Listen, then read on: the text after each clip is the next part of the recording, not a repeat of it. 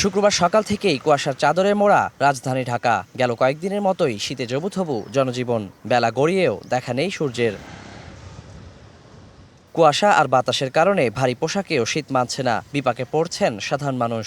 এত শীত আমরা এর আগে কখনো দেখি নাই। শীতের পোশাকেও আমাদের শীত মানছে না। শীত তো অনেক বেশি তীব্র, অনেক তাপমাত্রা শীতের। ছিন্নমূল আর খেটে খাওয়া মানুষের একেবারেই বেহাল অবস্থা। নেই পর্যাপ্ত গরম কাপড়, জীবিকার তাগিদে ছুটতে হচ্ছে শহর জুড়ে। তাই তো আগুন ধরিয়ে শীত নিবারণের চেষ্টা।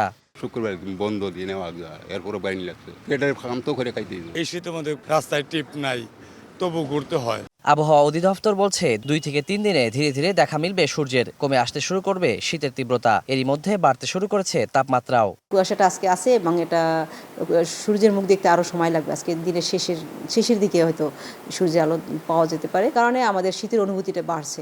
এরকম অবস্থা আগামী আরও কয়েকদিন থাকবে। তবে আপাতত 2-3 দিনের পরে আবার আকাশ যখন কুয়াশা কিছুটা কমে আসবে, তখন তাপমাত্রাও কমে আসবে। এদিকে শুক্রবার ঘন কুয়াশার কারণে হযরত শাহজালাল আন্তর্জাতিক বিমানবন্দরে নামতে না পারায় 6টি আন্তর্জাতিক ফ্লাইট চট্টগ্রাম, কলকাতা ও ব্যাংককে ডাইভার্ট করা হয়েছে। প্রতিকূল আবহাওয়ায় অভ্যন্তরীণ ও আন্তর্জাতিক সব রুটের বেশিরভাগ ফ্লাইট আসছে 1 থেকে 3 ঘন্টা দেরি করে। শিডিউল বিপর্যয়ে ভোগান্তিতে যাত্রীরা। ওয়ালিউল সাকিব, সময় সংবাদ, ঢাকা।